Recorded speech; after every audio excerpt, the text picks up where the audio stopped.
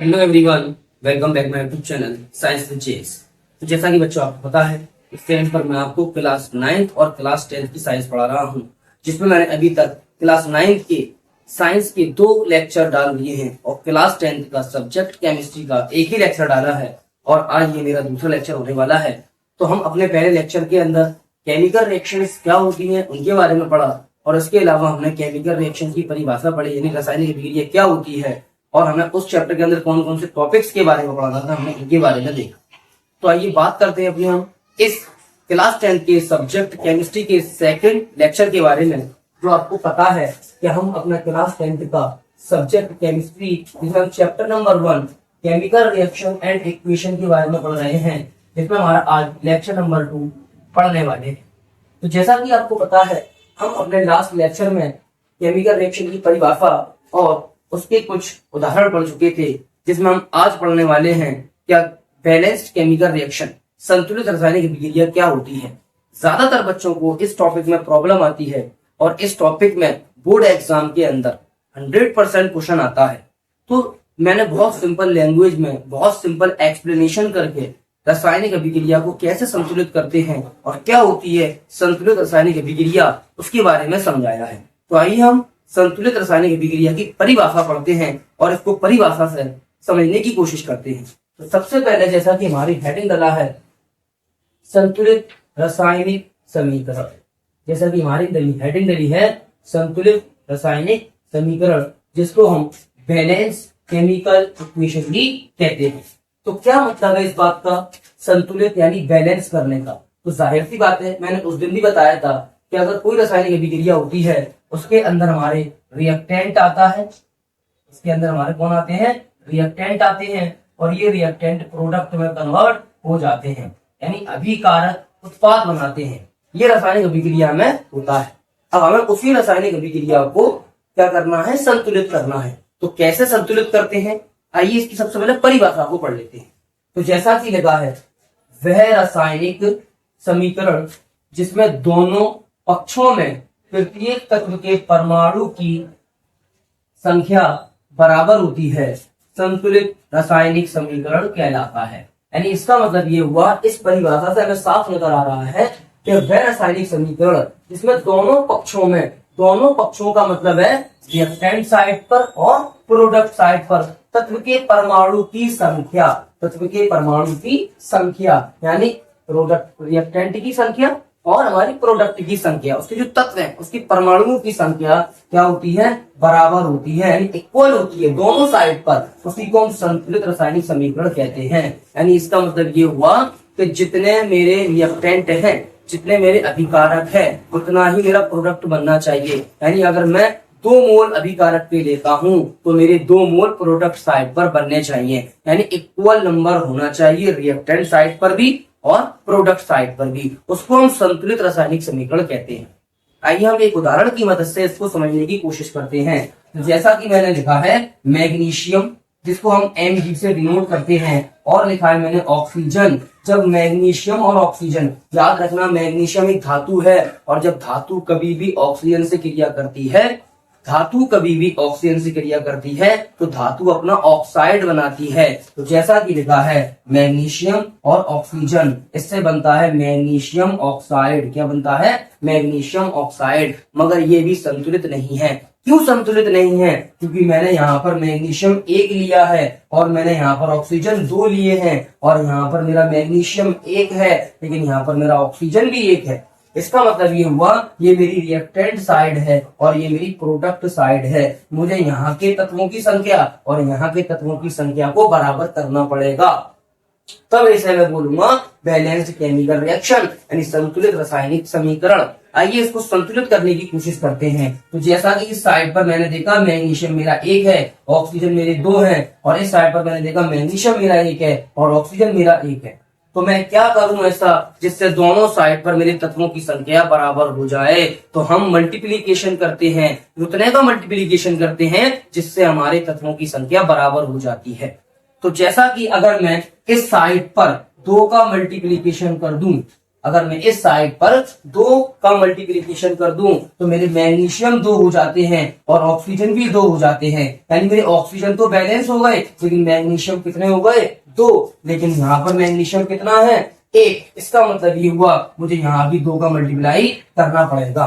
तो मैं जब 2Mg प्लस O2 से क्रिया कराता हूं तो मेरा 2MgO बनता है, यानी मैग्नीशियम ऑक्साइड बनता है। अब ये मेरा हो गया रासायनिक समीकरण संतुलित, बैलेंस्ड केमिकल इक्वेशन, यानी बैलेंस्ड केमिकल रिएक्शन बन गई।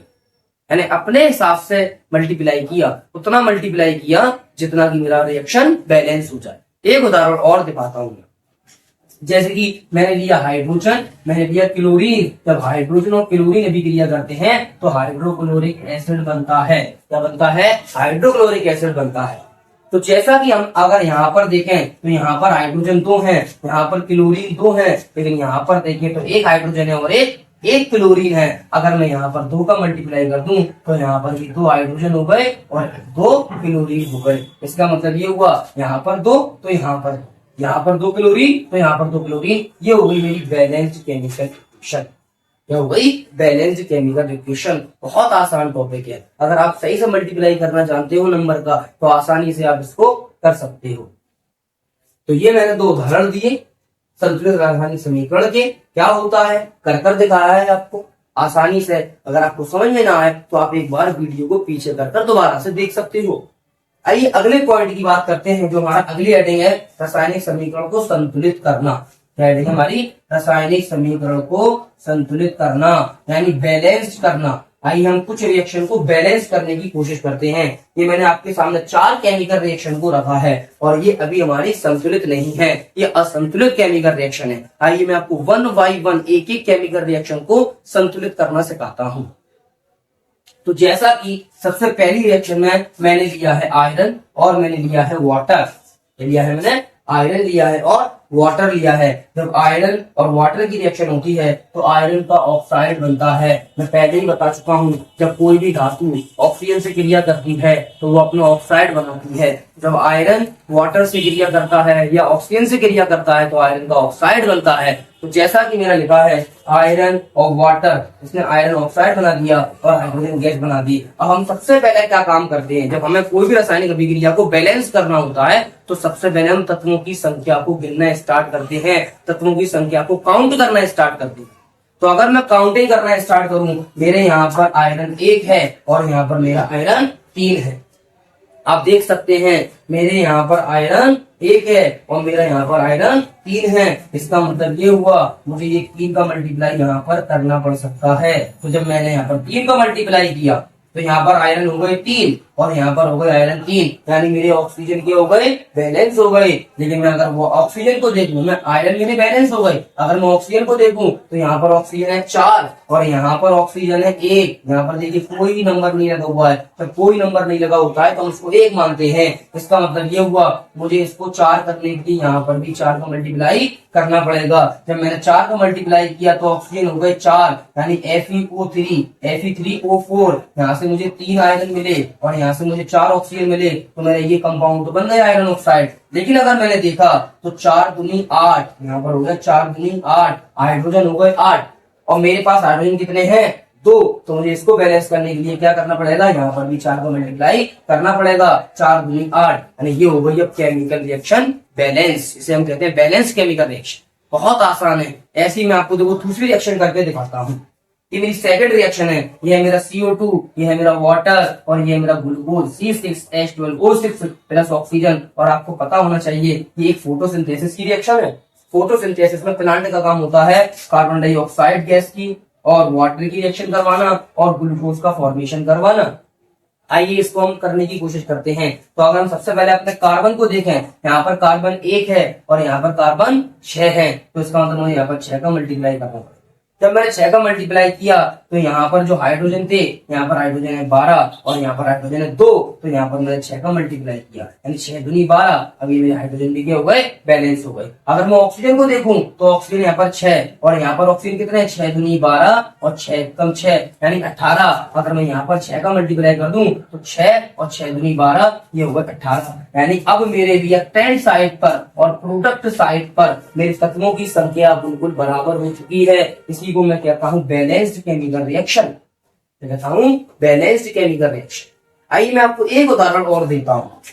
मैंने लिया H2, मैंने लिया O2। सबको पता है हाइड्रोजन की क्रिया वाटर से ऑक्सीजन से होती है तो वाटर बनता है। जब हाइड्रोजन की रिएक्शन वाटर से होती है तो वाटर बनता है। अब मैं यहाँ पर तत्वों को गिनना स्टार्ट करता हूँ। सबसे पहले मैं गिनता हूँ हाइड्रोजन को। सबसे पहले मैं गिनता हूँ हाइड्रोजन को। यहाँ पर हाइड्रोजन 2 है और यहाँ पर भी हाइड्रोजन 2 है, तो ये तो मेरे बराबर है। अगर मैं ऑक्सीजन को देखूं, यहाँ पर ऑक्सीजन 2 है और यहाँ पर ऑक्सीजन 1 है, तो मुझे यहाँ पर 2 करना पड़ेगा ताकि यहाँ पर भी हमारे ऑक्सीजन और हाइड्रोजन बराबर हो जाए। जैसे ही मैंने ऑक्सीजन को 2 किया, जैसे ही मैंने ऑक्सीजन को 2 किया तो मेरे हाइड्रोजन हो गए 4, तो इसका मतलब मुझे यहाँ पर 2 लगाना पड़ेगा। तो 2 दूनी 4 और 2 ये हो गए हमारे टोटल 4 हाइड्रोजन 2 ऑक्सीजन 2 ऑक्सीजन। ये हो गई मेरी बैलेंस केमिकल रिएक्शन। बहुत आसान है, हम अपने तरफ से मल्टीप्लाई करते हैं, बहुत आसान।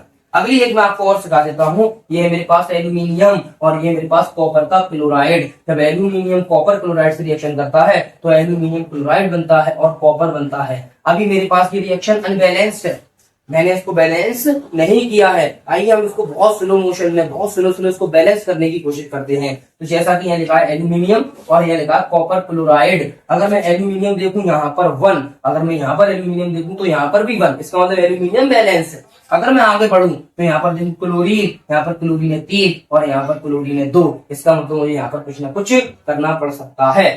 अगर मैं यहाँ पर 2 का मल्टीप्लाई कर दूं तो 2 दूनी 4 और 2 कॉपर, यहाँ पर कॉपर कितने हो गए 2, तो मैं यहाँ पर भी 2 कर दूंगा क्योंकि यहाँ पर कॉपर 2 तो यहाँ पर भी कॉपर 2 होने चाहिए। लेकिन मैंने जैसे ही कॉपर को 2 करा तो क्लोरीन हो गए मेरे 2 दूनी 4, यानी ये हो गए मेरे 3, यानी मेरी रिएक्शन बैलेंस नहीं हो पाएगी इस तरह से। अगर मैंने यहाँ पर करके देखूं 3, अगर मैं यहाँ पर करके देखूं 3, तो मेरे पास 3 कॉपर हो गए और मेरे पास 3 कॉपर यहाँ निकल गए, मेरे कॉपर हो गए बैलेंस। अगर मैं देखूं तो 3 दूनी 6, यानी 6 हो गए क्लोरीन। इसका मतलब मैं यहाँ पर अगर 2 कर देता हूँ तो 3 दूनी 6, तो 3 दूनी 6 और 3 दूनी 6, यानी क्लोरीन भी यहाँ बैलेंस हो गए, कॉपर भी यहाँ बैलेंस हो गए। अब रह गई एल्यूमिनियम की बात। तो जब मैंने यहाँ पर 2 का मल्टीप्लाई किया तो एल्यूमिनियम हो गए मेरे 2, तो यहाँ पर एल्यूमिनियम कितना है 1, तो मैं यहाँ पर भी 2 का मल्टीप्लाई कर दूंगा, जिससे मेरी केमिकल रिएक्शन बैलेंस हो जाती है। तो फिर मैं आपको बता देता हूं बहुत सिंपल भाषा में, जब हम किसी भी रासायनिक अभिक्रिया को संतुलित करते हैं तो हमें उसकी अभिकारक साइड पर और उसकी उत्पाद की साइड पर, यानी रिएक्टेंट साइड पर और प्रोडक्ट की साइड पर तत्वों की संख्या को बराबर करना होता है। इसी को हम केमिकल रिएक्शन कहते हैं, यानी इसी को हम बैलेंस्ड केमिकल रिएक्शन कहते हैं। तो बहुत आसान टॉपिक है ये, बहुत आसान टॉपिक है, हर एक बच्चे को समझ में आना चाहिए। जो बच्चा कॉपी और पेन लेकर बैठा है वो उसको आसानी से उतार सकता है। और ये वो रासायनिक अभिक्रियाएं हैं जो हमारी एग्जाम के अंदर पूछी जाती हैं। इसमें सबसे मोस्ट इंपोर्टेंट रासायनिक अभिक्रिया ये वाली है, सबसे ज्यादा ये पूछी जाती है कि मैग्नीशियम को जब ऑक्सीजन के साथ चलाया जाता है तो क्या बनता है। तो सभी बच्चे इसको नोट कर सकते हैं। मैं थोड़ा सा साइड हो जाता हूँ, आप इसको आसानी से नोट कर लीजिए।